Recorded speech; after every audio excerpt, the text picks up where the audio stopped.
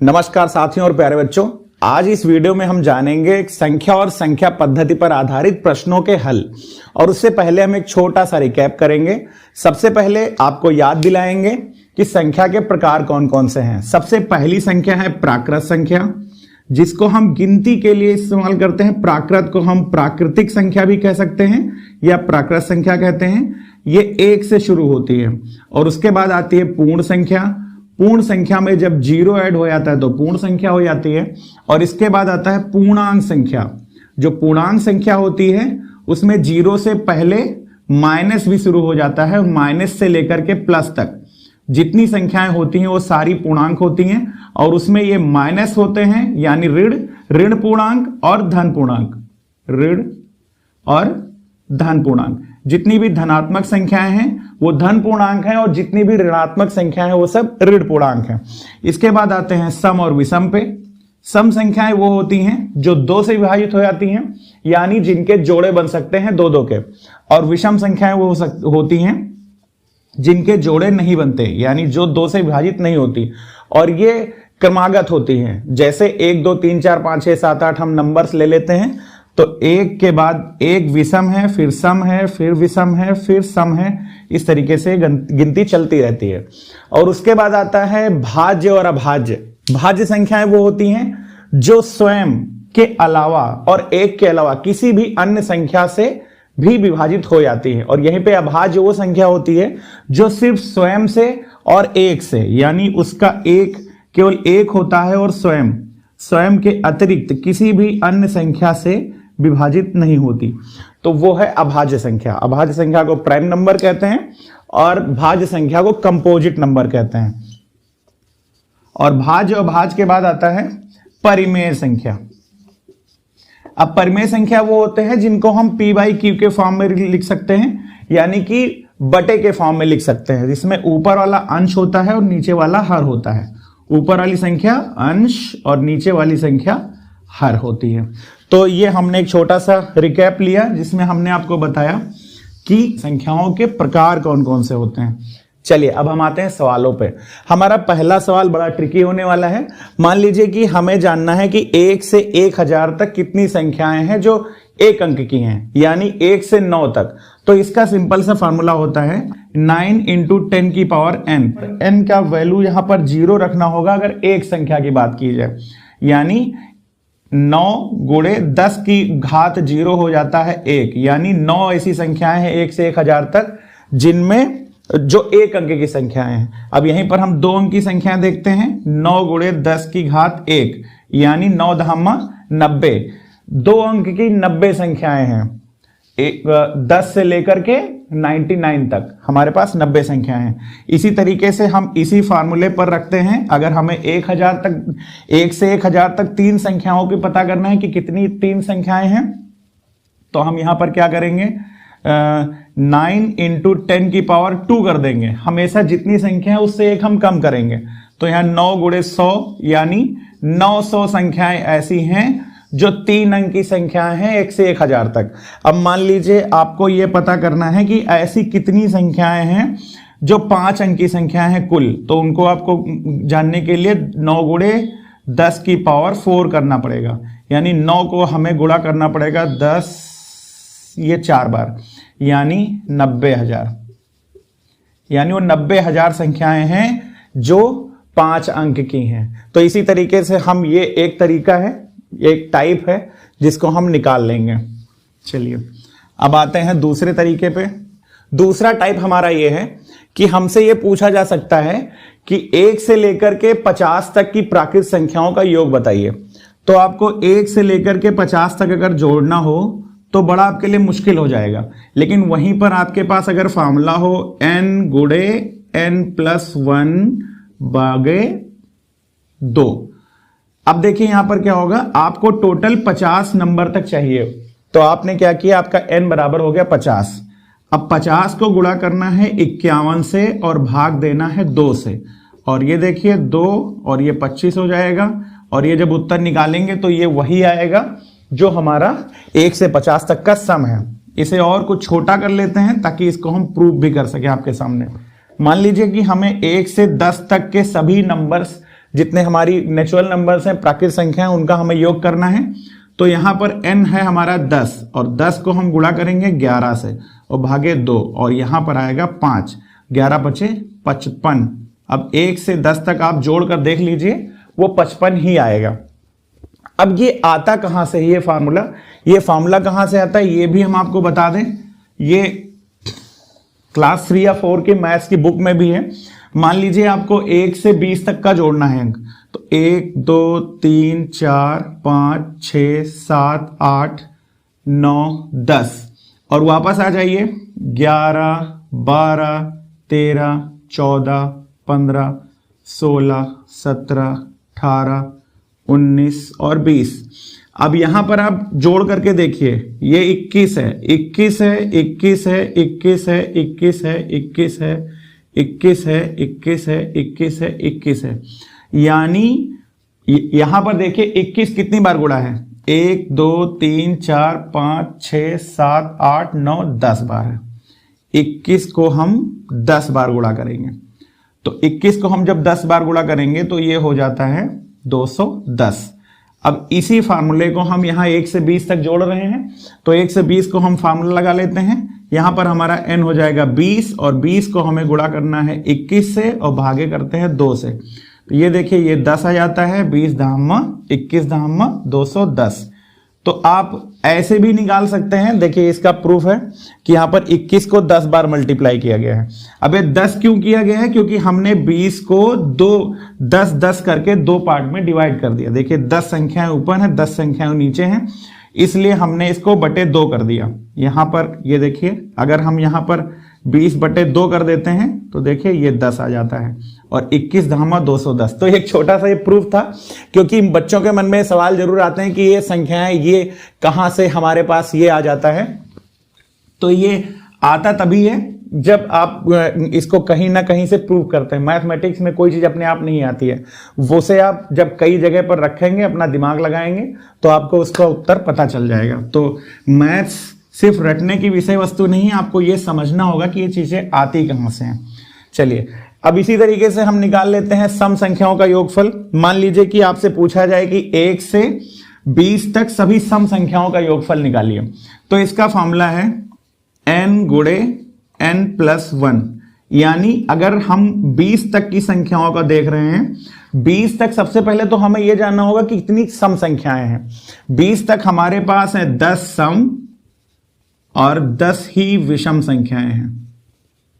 तो 10 सम है और 10 विषम है, यानी यहां पर हमारा n है 10, यानी हम हर बार हाफ कर देंगे, हर बार हम हाफ कर देंगे। अगर हमारा 20 नंबर है तो हम n बराबर 10 ही रखेंगे, तो 10 को हम गुणा कर देंगे 11 से, सिंपली 10 और 1 11।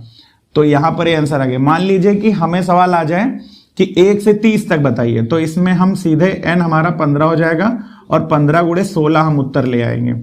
अच्छा मान लीजिए कि अगर 35 आ रहा है, तो 35 के लिए हमें क्या करना पड़ेगा, 35 में हमारी सम संख्याएं होगी 17 दूना 34 होता है, तो हमारा यहां पर n होगा 17, n होगा 17 और यहां पर विषम संख्या कितनी हो जाएंगी 18।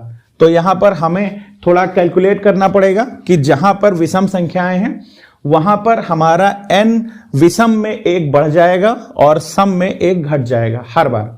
मान लीजिए हमारे पास 3 है, हमारे पास मान लीजिए 5 संख्याएं हैं, तो 5 में से 2 ही सम होंगी और 3 विषम होंगी, ये +1 हो जाएगा। तो यहां पर हमें ये अपने माइंड में ही कैलकुलेट करना है और इसे हमें समझ जाना है कि हमें n की वैल्यू क्या रखनी होगी।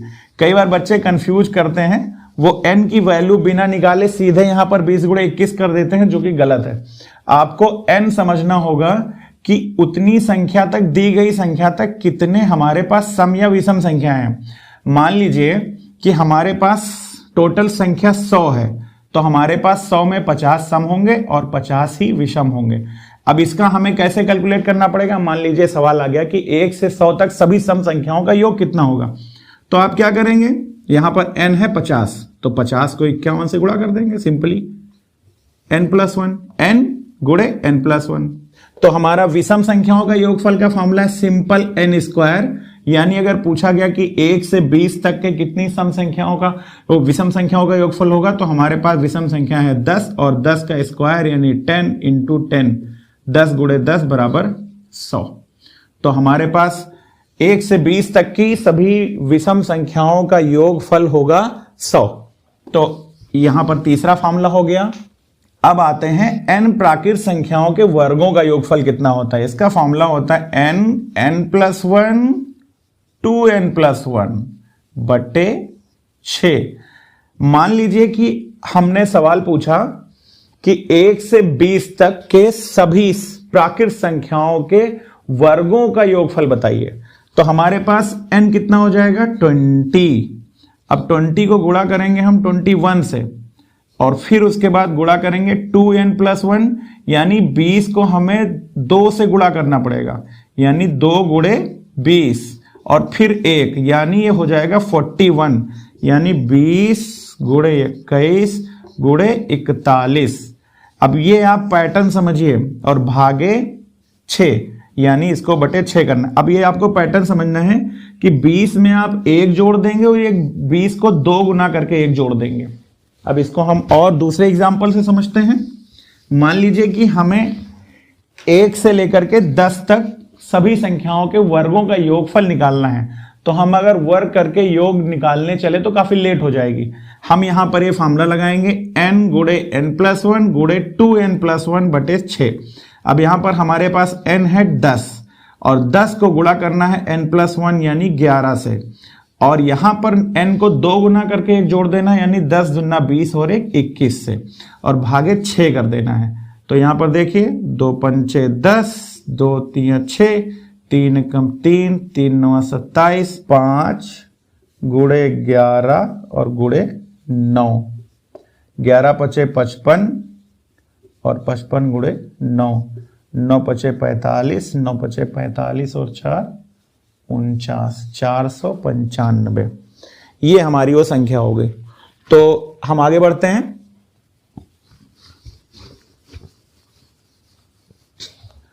n प्राकृतिक संख्याओं के घनों का योगफल। अब हमें क्या करना है कि कोई हमारे पास मान लीजिए 5 है तो 5 संख्याएं हैं 1 से लेकर 5 तक, तो उनके घन का मतलब होता है 5 गुणे 5 गुणे 5, ये है घन। ठीक है, 10 का अगर घन हमें निकालना है तो 10 गुणे 10 गुणे 10। अब हमसे पूछा जा रहा है कि 1 से 10 तक सभी प्राकृत संख्याओं के घनों का योगफल कितना होगा। तो वहां पर हमें 1 का घन निकालना पड़ेगा, धन 2 का घन निकालना पड़ेगा, धन 3 का घन निकालना पड़ेगा, धन 4 का घन निकालना पड़ेगा। इस तरीके से हमें 10 का घन निकालना पड़ेगा। लेकिन यहां पर हमारे पास एक फार्मूला है और वो फार्मूला है n गुणे n+1 का स्क्वायर बटे 2। स्क्वायर माने वर्ग। अब यहां पर हमारे पास है टोटल नंबर n है 10, तो 10 को हमें n+1 से गुणा करना है यानी 11 से गुणा करना है और 11 का स्क्वायर यानी 11 गुणे 11 और भागे 2। ये हमारा आंसर आ जाएगा। 2 1 कम 2, 2 पंचे 10 और 11 गिरे हम 121 और गुणे 5 यानी 5 1 कम 5, 5 दूना 10 और 5 1 कम 5 1 6, 605। फिर अब लास्ट आज का फॉर्मूला, प्रथम n संख्याओं के गुणजों का योगफल। यानी मान लीजिए कि हमारे पास कोई नंबर है 5 और 5 के 20 गुणज, 5 के 20 गुणज यानी 5 1 कम 5, 5 दूनी 10, 5 3 15, 5 चौको 20। इस तरीके से हम गुणा करते जाएंगे 5 गुणे 20 तक, इतना गुणा करके और सबको हमें फिर जोड़ना है। इन सबके गुणज करके हमें लास्ट में जोड़ना है। चलिए और छोटी संख्या हम समझ लेते हैं। मान लीजिए हमारे पास एक संख्या है 3 और 3 के हमें 12 गुणज करने हैं यानी 3 एकम 3, 3 दूनी 6, 3 3 9, इस तरीके 3 दहमा 30 और 11 3 33, 12 3 36। इतने हमें इसके गुणज निकाल करके फिर सबको हमें सम करना है। तो हमारे पास फॉर्मूला है संख्या गुणे n ब्रैकेट में n+1 भागे 2। अब यहां पर संख्या हमारे पास है यहां पर हमारे पास संख्या है 3 और 3 को हम गुणा करेंगे n से, यानी हमें कितनी बार इसके गुणज निकालने हैं, 12 बार। तो 12 को हम 13 से गुणा करके भागे 2 कर देंगे। देखिए 2 छक 12। अब इसको जब 3 गुणे 6 गुणे 13 जब आप सॉल्व करेंगे तो आपको इसका उत्तर आ जाएगा। तो हमने आज इस वीडियो में अभी तक ये नए फार्मूले पढ़े। n प्राकृतिक संख्याओं का योगफल, n ब्रैकेट में n+1, यानी n को गुणा करना है 1 जोड़ करके n+1 भागे 2 कर देना है। यानी मान लीजिए कि हमारे पास प्राकृतिक संख्याएं हैं 20, तो हमें 20 को 21 से गुणा कर देना है, भागे 2 कर देना है। दूसरा फार्मूला है सम संख्याएं, यानी मान लीजिए हमें 1 से 20 तक की सम संख्याएं अगर देखनी है तो हमारा n हो जाएगा 10। अब हम इसी के हिसाब से सवाल लगा लेंगे, 10 गुणे 11, n गुणे n+1 यानी 10 गुणे 11। देखिए कितने आसानी से आ जाता है। उसके बाद हम प्रथम n संख्याओं के विषम संख्याओं को अगर हम जोड़ना चाहेंगे तो वो होता है n²। तो 1 से 20 तक हमारी विषम संख्या है 10 और 10 गुणे 10 बराबर 100। हमारे पास विषम संख्याओं का योग हो जाएगा 100।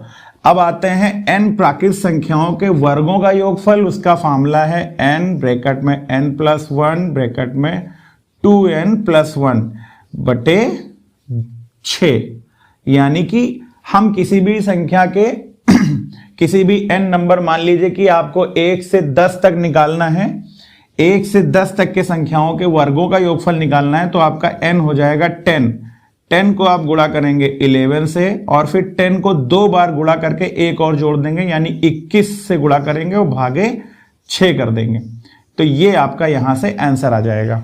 फिर हमारे पास आता है कि प्रथम n संख्याओं के घनों का योगफल।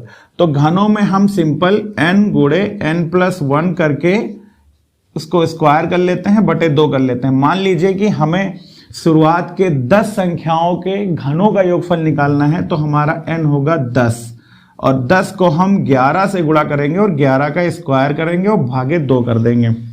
फिर सबसे लास्ट में आता है प्रथम n गुणजों का योगफल। मान लीजिए हमें 4 के गुणज निकालने हैं 9 बार, तो यहां पर हमारा n है 9 और हमारी संख्या है 4। तो हम इसे फार्मूले में लगा देते हैं, संख्या गुणे n ब्रैकेट में n+1 भागे 2। अब यहां पर देखिए, यहां पर संख्या की जगह पर लिख दीजिए 4 और n की जगह पर लिख दीजिए 9। अब ये n+1 यानी 9 गुणे 10 हो जाएगा, और ये ब्रैकेट में जब कोई निशान नहीं होता है तो गुणे का निशान होता है। तो इसको जब हल करेंगे 2 पंचे 10, इसको जब हल करेंगे तो इसका उत्तर आ जाएगा। तो ये कुछ एग्जाम्पल्स थे। अब आते हैं इनके सवालों पर, इन पर आधारित सवालों पे। सवाल बहुत आसान है, लगभग सारी चीजें अभी तक क्लियर हो चुकी हैं।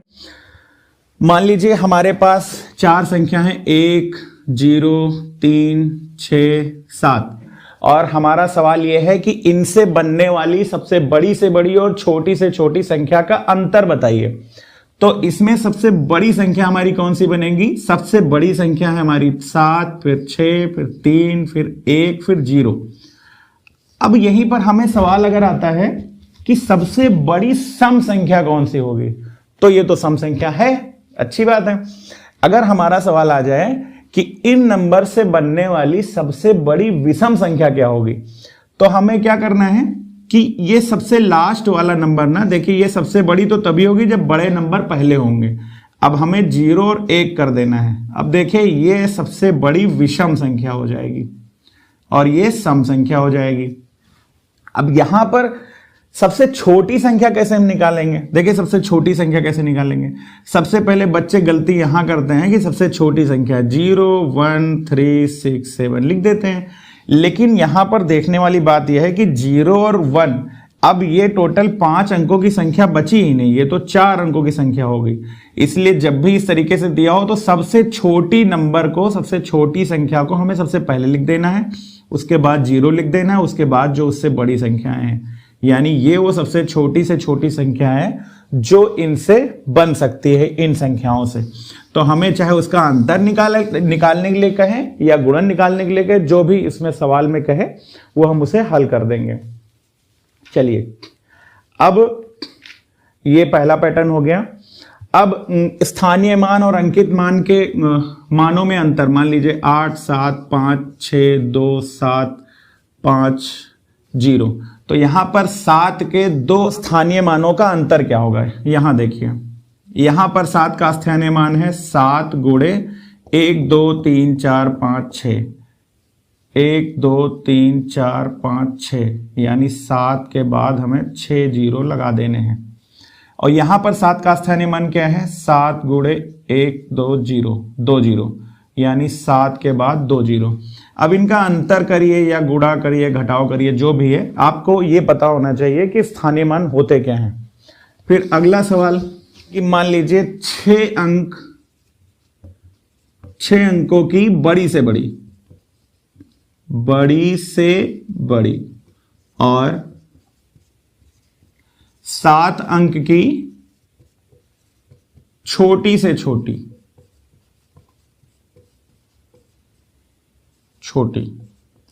ये ध्यान देना है कि जब बड़ी से बड़ी छोटी है, यानी कि अगर यहां पर होता 7 अंक की बड़ी से बड़ी और 6 अंक की छोटी से छोटी, तो अंतर इसमें ज्यादा आ सकता था। लेकिन अब 6 अंकों की बड़ी से बड़ी संख्या है, यानी 9 9 9 9 9 9, सबसे बड़ा नंबर है 9।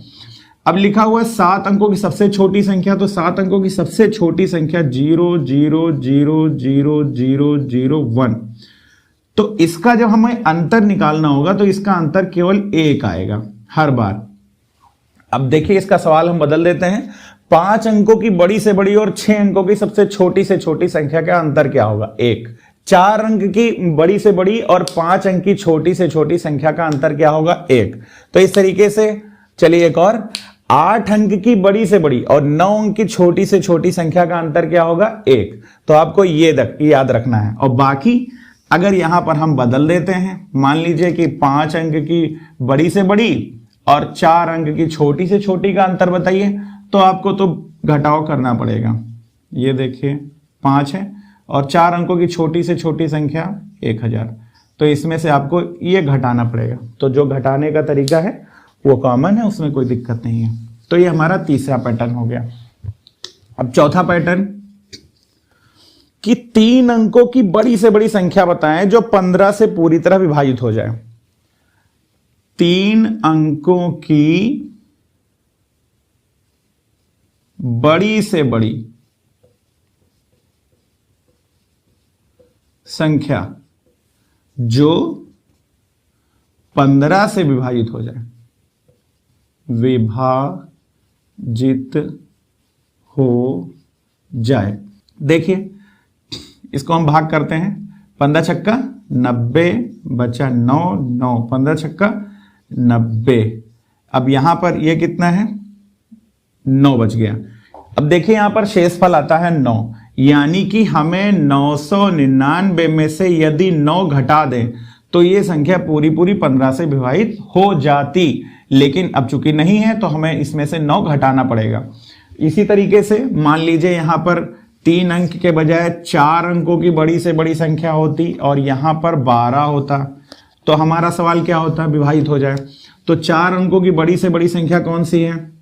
9 9 9 9। अब इसको हम 12 से भाग कर देंगे। 12 चौक 48, 12 छक 72, 12 अट्ठे 96, 3 बचा 39, 12 तिया 36, 3 बचा 39, 12 तिया 36, यानी बचा 3। यानी कि अगर ये 3 इसमें ना होता, 9 9 9 9 में अगर 3 घटा दिया जाए तो ये बचेगा 9 9 9 और 6। तो ये वो संख्या होगी जो 12 से पूरी तरह विभाजित हो जाएगी। तो मेरे ख्याल से यार समझ गए होंगे। अब यहां पर हम छोटी से छोटी संख्या करते हैं, करके देखते हैं। छोटी से छोटी, छोटी से छोटी कितने अंकों के ले लें? चलिए 4 अंकों के ले लेते हैं जो 12 से विभाजित हो जाए, छोटी से छोटी। तो यहां पर हमारा सवाल हो जाएगा। छोटी से छोटी देखिए 4 अंकों की कौन सी है, 1 2 3 4। इसको हम 12 से डिवाइड करेंगे यानी भाग करेंगे। 12 अट्ठे 96 बचा 4 40, 12 तियां 36 बचा 4, यानी कि इसमें 4 शेष बच रहा है। 1000 में अगर हम 4 घटा देते हैं तो ये संख्या पूरी पूरी हमारी 12 से विभाजित हो जाएगी। लेकिन अगर ये हम 4 घटाएंगे तो 10 में से 4 के 6 और यहां पर बचा 9 और यहां पर बचा 9, ये हो जाएगा 996। अब हमारे सामने मुश्किल ये है कि क्या ये 4 अंक की छोटी से छोटी संख्या है? नहीं है। इसलिए हमें यहां पर थोड़ा दिमाग लगाना पड़ेगा। ये 4 अभी कितना शेष इसमें और जोड़ दिया जाए कि 12 से विभाजित हो जाए, यानी शेष बच रहा है 4, तो इसको हम 12 में से घटा देंगे तो हमारे पास नंबर आता है 8। यानी कि अगर इसमें हम 8 जोड़ दें, अब यहां पर 4 घटाने के बजाय हम 1000 में 8 जोड़ देंगे तो ये हमारी संख्या हो जाएगी 1008, जो कि 12 से पूरी तरह विभाजित हो जाएगी। इसको दूसरे एग्जांपल से समझते हैं।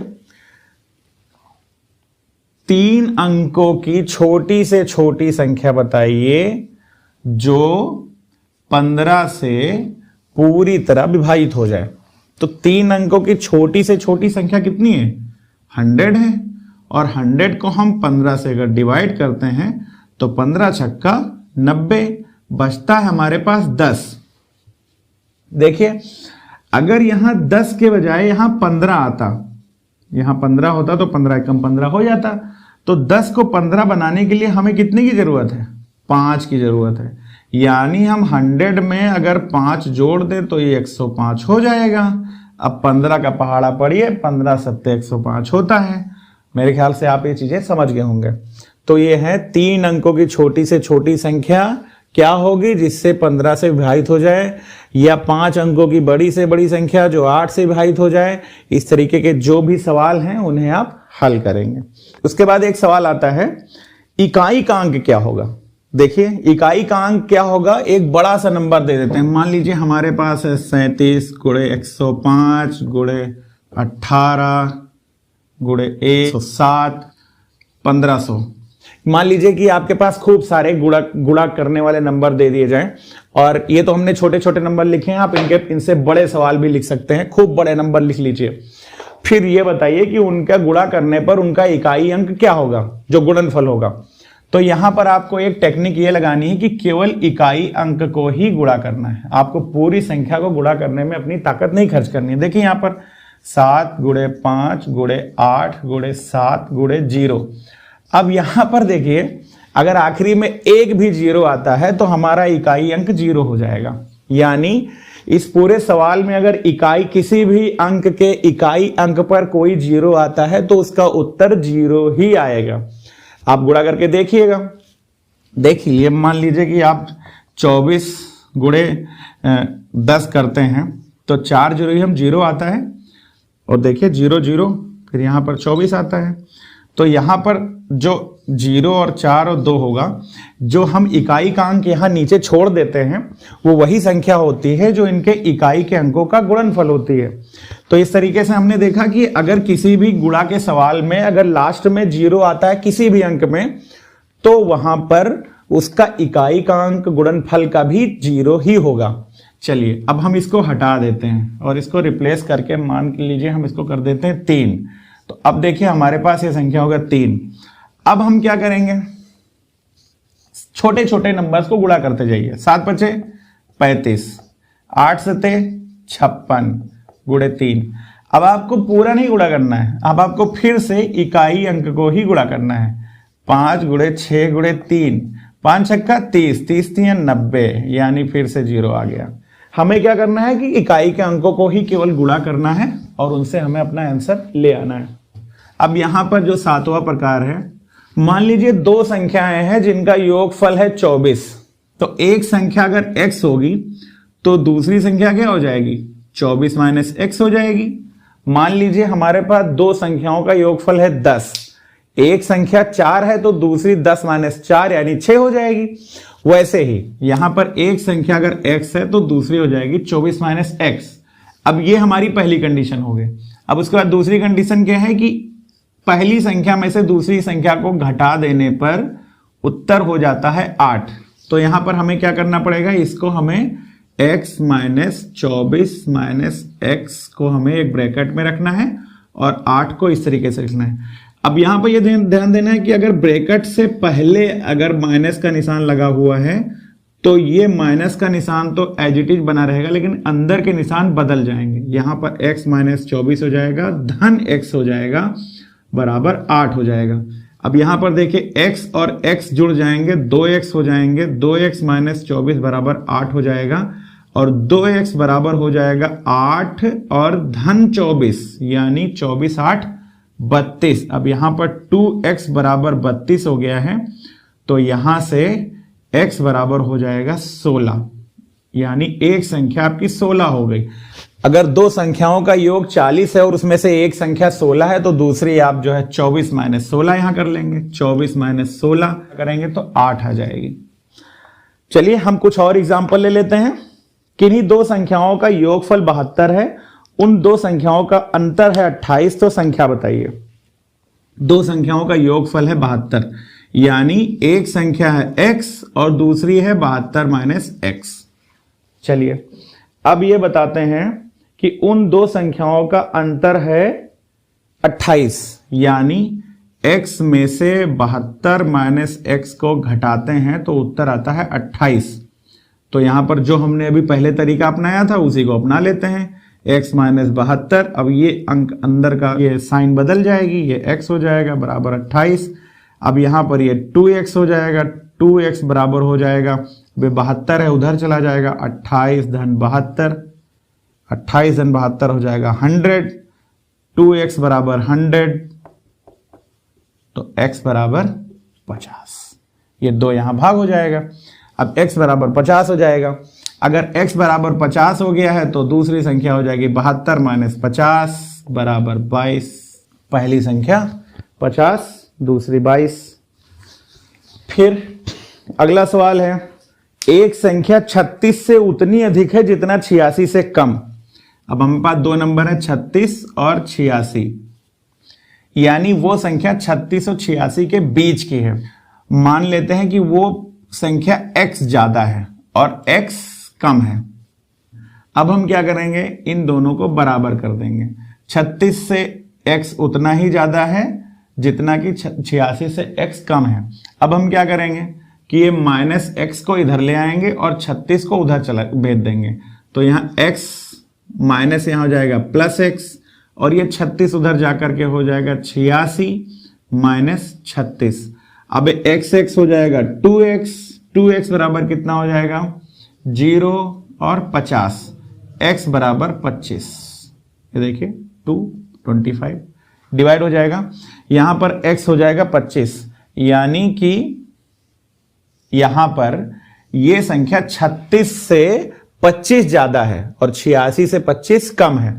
अब चाहे हम यहां रख कर देख लें इसका आंसर, चाहे यहां रख कर देख लें इसका आंसर। 36 में 25 जोड़िए, 36 धन 25 बराबर 6 5 11, 3 2 5 1 6, ये 61। और 86 में से 25 घटाइए, 86 में से 25 घटाइए, यही उत्तर आएगा। तो इस तरीके से हमने ये सवाल भी देख लिया। फिर लिखा हुआ है, किसी संख्या के 4 गुने में 10 जोड़ने पर संख्या के 5 गुने से 5 कम प्राप्त होता है। मान लीजिए किसी संख्या के 4 गुने में 10 जोड़ने पर हमेशा गुणा को हम एक ब्रैकेट में कर लेते हैं या फिर जो डिफरेंट साइन होती हैं उनको हम मिक्सअप नहीं करते हैं। देखिए यहां पर जोड़ है, यहां पर गुणा है। अब किसी संख्या के 4 गुने में 10 जोड़ने पर संख्या के 5 गुने से 5 कम प्राप्त होता है। कितना प्राप्त होता है? संख्या के 5 गुने से 5 कम प्राप्त होता है, यानी इसमें से 5 घटा देंगे। अब इसको हम सॉल्व कर लेंगे। देखिए ये हो जाएगा 4x प्लस 10 बराबर 5x माइनस 5। अब आपको क्या करना है, ये वेरिएबल्स को एक तरफ ले आना है और नंबर्स को एक तरफ ले आना है। तो हम ये अगर -5 है तो इसको इधर भेज देते हैं, ये 10 धन 5 हो जाएगा। और ये 5x है, इसको इधर भेज देते हैं, ये 5 - 4x हो जाएगा। 5 - 4 बराबर x और 10 धन 5 बराबर 15, यानी x बराबर हो जाएगा 15, यानी कि वो संख्या है 15। देखिए कितना आसान है, आपको बस अपना दिमाग लगाना है और वो आपका उत्तर सही हो जाएगा। चलिए, अब मुझे लगता है कि काफ़ी सारे सवाल हो गए हैं और बहुत इजी हैं, बस आपको माइंडसेट बनाना है, ज़्यादा से ज़्यादा प्रैक्टिस करनी, क्योंकि प्रैक्टिस से ही उद्धार होगा। आप जितनी प्रैक्टिस करते आते हैं, देखिए हम अगर सवाल लगाते हैं तो हमसे गलतियां कम होती हैं, जितनी आप प्रैक्टिस करेंगे उतनी ही कम आपसे गलतियां होंगी। और इसी के साथ इस सेशन को हम यहीं ख़त्म करते हैं, आगे मिलते हैं नए टॉपिक के साथ। नमस्कार।